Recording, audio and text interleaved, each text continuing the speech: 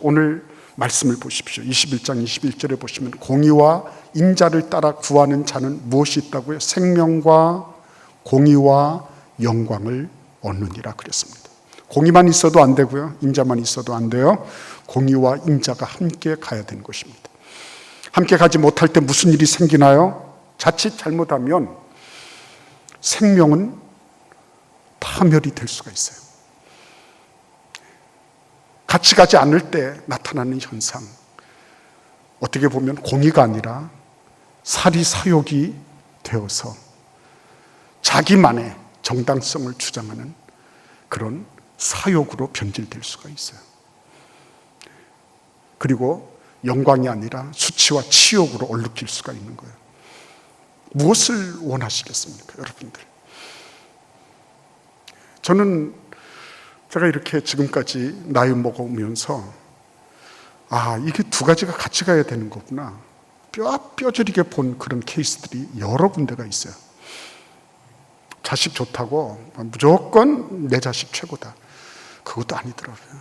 그렇게 해서 막 언론 오니까, 그러니까 경쟁력이 없어요. 집안에서는 호랑인데, 집안에서는 권위를 피우는데, 근데 바깥에 나가면 전혀 경쟁력이 없어요. 무조건 잡아놓으니까요. 이건 바깥에 나가서도 기가 죽어서 뭘 아무것도 하지를 못해요. 이 두 가지가 같이 가야 되는 거죠. 근데 여러분, 두 가지가 같이 가는 게 쉬운 일인가요? 어떻게 생각하십니까? 공의와 인자를 함께 베푸는 것이 가능한 일일까 하는 것입니다. 그래서 예수님께서도 누가복음 15장에 보시면 탕자의 비유를 통하여 이게 얼마나 어려운지를 우리에게 가르쳐주고 계시는 거예요. 여러분, 그 둘째 아들이 나가서 마음껏 먹고 마시고 주지 육림 속에서 살다가 아버지 재산 다 탕진하고 끝내는 아버지한테로 돌아왔어요. 근데 큰아들은 어떻게 합니까? 큰아들은 모범생이죠. 어디 하나 빼놓을 데 없는, 공부면 공부, 그죠? 직장이면 직장, 뭐 사업이면 사업, 하나도 빠질 데 없이 말끔하게 잘하는 엘리트, 첫째 아들. 근데 첫째 아들이 직장에서 이제 퇴근하고 돌아오는 길인데 집에서 풍악소리 울리고 하하호호 잔치소리 나는 거예요. 그래서 하인을 불러가지고 물어보니까 하인이 하는 말이 뭡니까? 둘째 도련님이 돌아오셨는데 주인장께서, 주인 어르신이 이 둘째 아들 환영하는 환영연을 지금 베풀고 있습니다. 그 얘기를 딱 들으면서 이 아들이 분노가 폭발한 거죠. 여러분, 우리 한번 같이 그 장면을 보겠습니까? 누가복음 15장을 보십시오. 28절을 보겠습니다. 누가복음 15장 28절을 같이 읽어볼까요? 28절 이후로 32절까지 쭉 읽어보겠습니다. 그가 노하여 들어가고자 하지 아니하거늘 아버지가 나와서 권한대 아버지께 대답하여 이르되 내가 여러 해 아버지를 섬겨 명을 어김이 없거늘 내게는 염소 새끼라도 주어 나와 내 벗으로 즐기게 하신 일이 없더니 아버지의 살림을 창녀들과 함께 삼켜버린 이 아들이 돌아오매 이를 위하여 살찐 송아지를 잡으셨나이다. 아버지가 이르되 너는 항상 나와 함께 있으니 내 것이 다 내 것이로되 이 내 동생은 죽었다가 살아났으며 내가 잃었다가 얻었기로 우리가 즐거워하고 기뻐하는 것이 마땅하다 하니라. 여러분, 이거 참 가슴 아픈 일이죠. 같은 집안에 있어도요, 공의와 인자가 서로 조화되는 것은 이렇듯 어렵다는 것입니다. 여러분, 큰아들이 한 말이 틀린 게 있습니까? 한번 찾아보세요. 하나도 틀린 말이 없습니다. 아버지, 내가 여러 해 아버지를 섬겼습니다. 맞는 말이에요? 틀린 말이에요? 맞는 말이에요. 거기에 대해서 아버지는 어떻게 했어요? 내게는 염소 새끼라도 주어 나와 내 벗으로 즐기게 하신 일이 없습니다. 나한테는 한 번도 그런 일이 없었다는 거예요. 한 번도. 무슨 얘기하는 거예요 지금? 아버지, 이거는 공평하고 형평의 원칙에 비추어 보면 이건 아닙니다. 맞는 말이에요? 틀린 말이에요? 맞는 말이죠. 그리고 30절 보시면 아버지의 살림을 창녀들과 함께 삼켜버린 이 아들이 돌아오매 이를 위하여 살찐 송아지를 잡으셨나이다. 맞는 말이에요, 틀린 말이에요? 맞는 말이죠. 예. 아버지의 재산을 삼켜버렸습니다. 창녀들과 더불어서. 그러면 마땅히 뭐가 있어야 돼요? 공의의 심판이 있어야 될 것 아니겠습니까? 이 소리거든요. 맞죠? 큰아들 말이 틀린 게 뭐가 있습니까? 다 맞지. 다 맞아요. 다 맞는데 틀렸어요. 다 맞는데 틀렸습니다. 뭐가 틀렸습니까?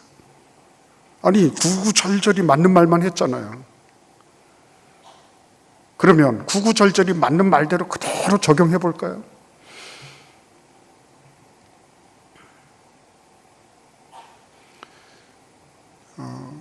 우리가 이제 코로나가 물러가고 왕래가 자유로워지면 꼭 여러분들이 가셔야 될 게 있어요. 성지순례를 가는데 예루살렘을 가서 예루살렘 어디를 많이 돌아다니는 게 좋은 게 아닙니다. 예루살렘 올드시티에서 저 마운트 헤르츠 그 트램역 종점까지 가셔서 거기에서 조금만 더 걸어가면 야드바셈 홀로코스트 기념관이 있어요. 거기 가셔서 좀 많이 생각하셔야 됩니다. 왜 유대인들이 이런 꼴을 당해야 됐나? 왜? 600만 명이 한꺼번에 도륙되는데 이거는 개도 그렇게 죽이지 않을 거예요. 파리도 그렇지 않을 겁니다. 이거는 어떤 곤충이나 어떤 미물보다도 더 못하게, 완전히 이거는 대단히 죄송한 말씀이지만 쓰레기 취급마저도 당하지 못한 거예요. 그렇게 간 이유가 어디에 있을까? 그들이 뭘 잘못했나요? 특별하게. 그들이 뭐 대단하게 잘못했나요? 오히려 건강한 시민이다 이렇게 느껴진 적도 많았고, 그들에 대한 인식이 잘못되고 왜곡된 것도 많았고, 히틀러에 의해서 선동당했던 그 무지한 사람들에 의해서 희생당한 측면도 많았고, 그러나 중요한 건 뭡니까? 요거죠. 이거 다 옳았는데 다 틀린 겁니다. 뭐예요? 뭐가 틀린 겁니까? 아버지의 둘째에 대한 마음. 아버지가 지금 이 잔치를 벌이고 있는 아버지의 마음에 대한 공감 능력이 없었다는 것. 토락만큼도 아버지의 심정을 이해하려고 하지 않았다는 것. 그렇죠? 그래서 신앙생활은요, 다 옳아서 하는 것 아닙니다.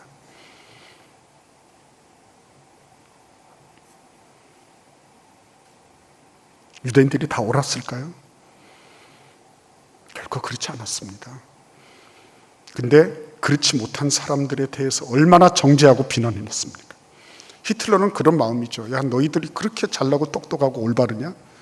너희들 기준대로 내가 해줄게. 600만 명 그대로 날아간 거예요.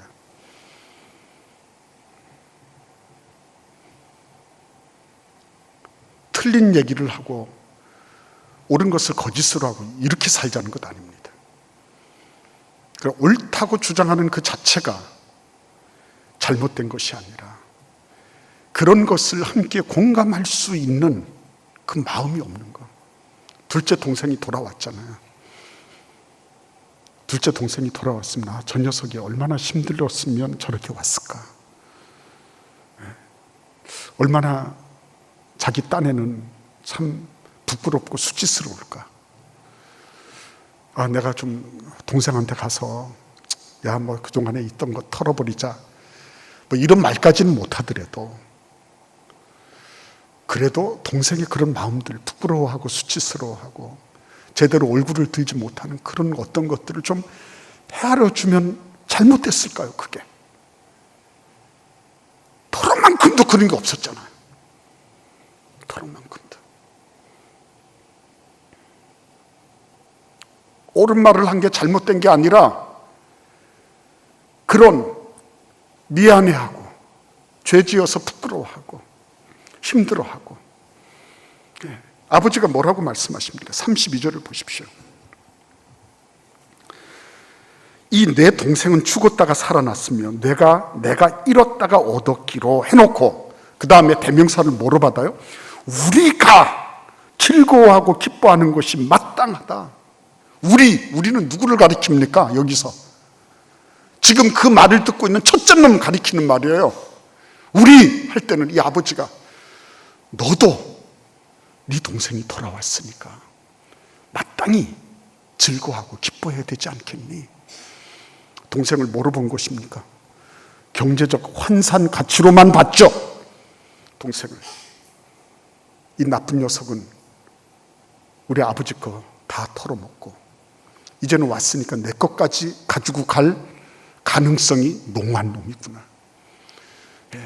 동생을 경제적 환산 가치 이상으로 보지 않았던 거죠.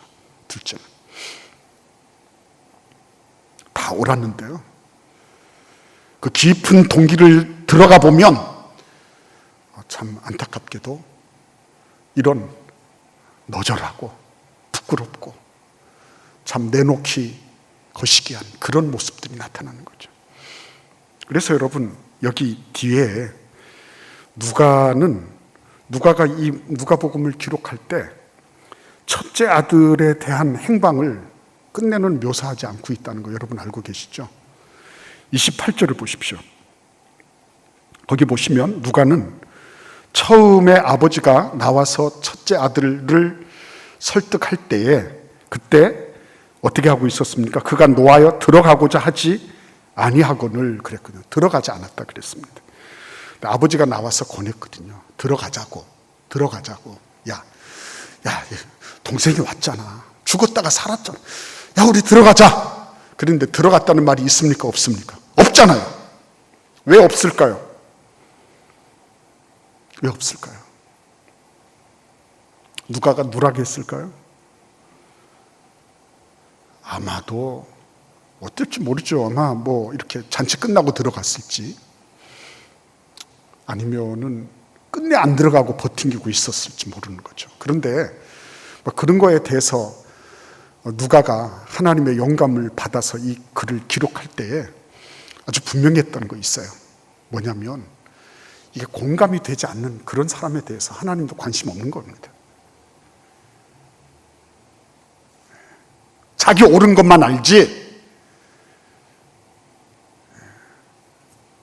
이런 일들이 어떻게 일어났는지에 대해서 전혀 공감하지 못한다. 거기에 대해서 하나님은 크게 관심이 없으신 거예요. 아마 그냥 내버려뒀으면 지금까지도 안 들어가고 있을 거예요. 지금까지도 안 들어왔을 겁니다. 집안으로.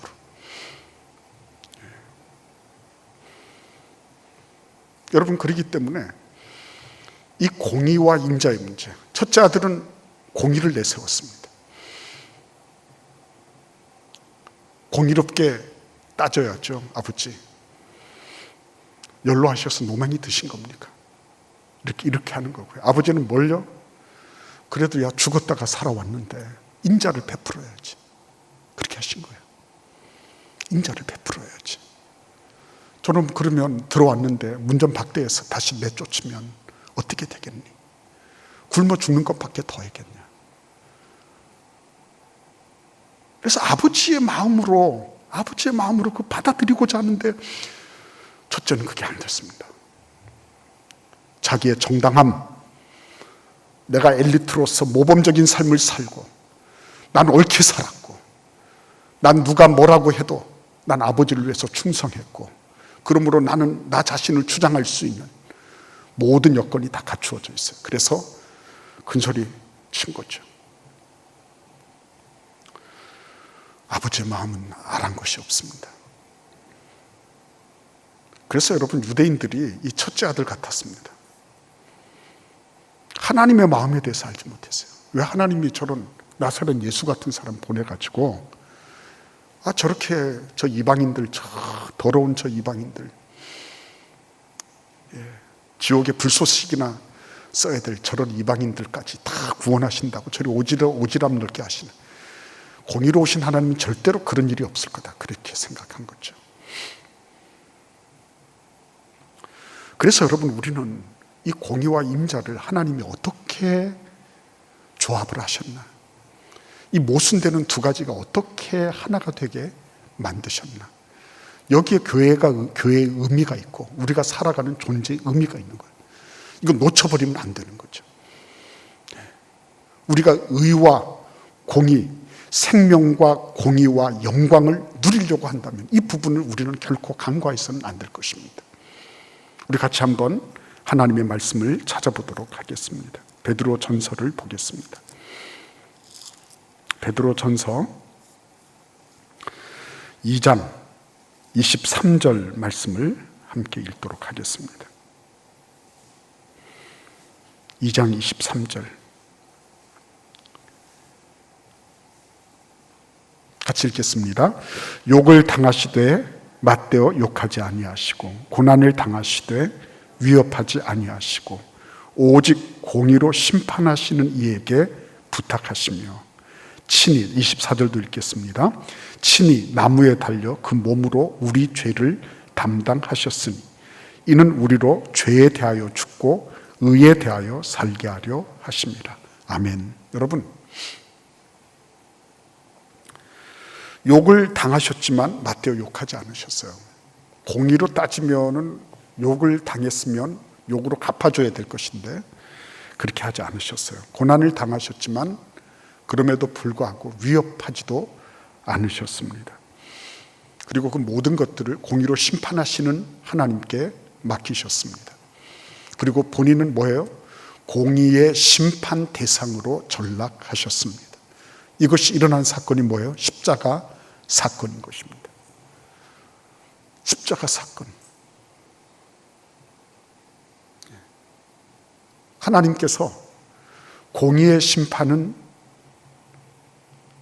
당신의 아들에게 내리시고 무한한 인자는 받을 만한 자격 요건이 하나도 되지 않는 죄인들에게 베푸신 거예요. 오늘 우리 한번 누가복음 9장 24절을 읽어볼까요? 예수님께서 제자들을 향해서 그렇게 말씀하십니다. 아무든지 나를 따라올 수 있다. 9장 24절입니다.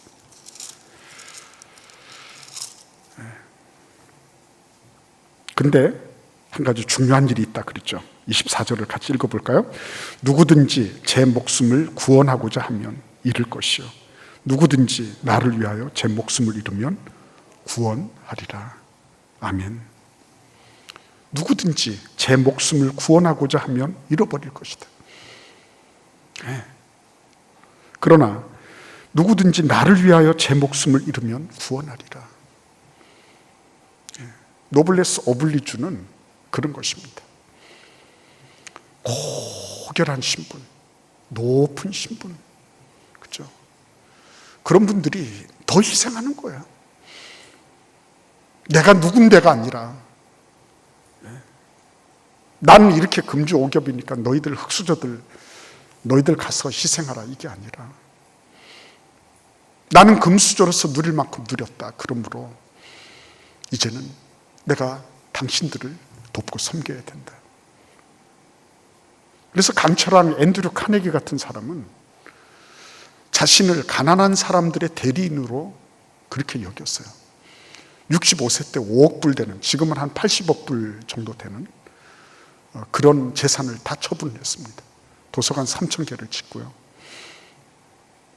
그리고 수많은 재단을 지어서 자기는 마치 가난한 자들을 위해서 존재하는 것처럼, 그래서 재산을 모아놓고 죽는 것을 부끄럽게 여긴다, 이렇게 글을 쓸 정도로 그렇게 살았어요. 그래서 미국 사회에서는 이게 높은 위치에 있는 사람들, 나름으로 신분 있는 사람들이 자기 것들을 내놓고 기부하고 자원봉사하고 하는 게 너무나도 자연스러운 거예요.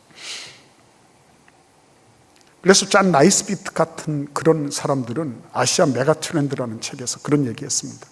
중국은 절대로 미국을 따라올 수 없다. 왜냐하면 이 자원봉사 그리고 자기의 재산을 위시해서 사회의 구멍난 부분을 메꾸고자 하는 그런 기부, 이 비율을 보면 중국은 미국하고 게임이 되지 않는다. 그런 면에서 보면 중국은 글로벌 탑 1이 되는 거, 그거는 요원한 일이다.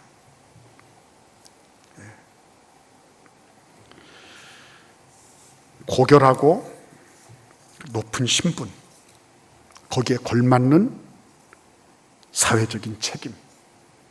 그런데 우리 하나님께서는 그 모든 것들을 다 당신의 아들에게 다 전가시키시고 공의의 심판을 아들에게 내리시고, 그리고 그 아들을 통해서 이루어진 그 모든 인자와 자비, 은혜와 긍휼은 모든 인류에게, 받을 자격이 없는 인류에게 다 베풀어 놓으셨다.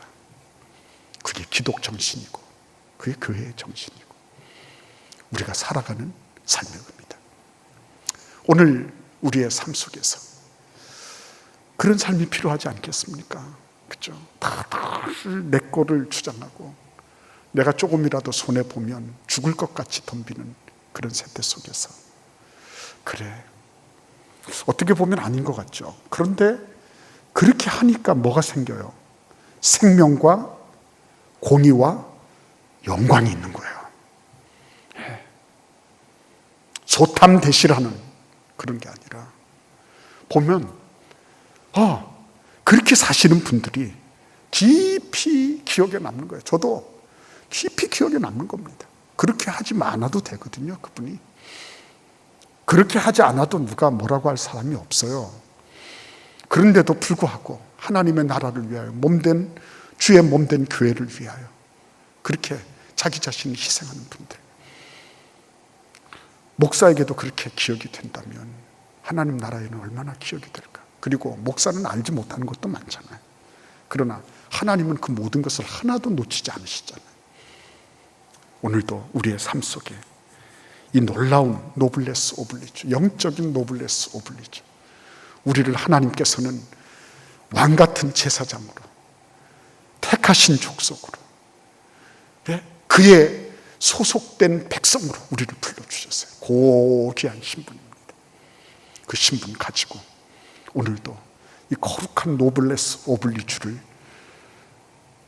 삶 속에서 실행해 나가는 그런 은혜와 축복이 있기를 기원합니다. 기도하겠습니다.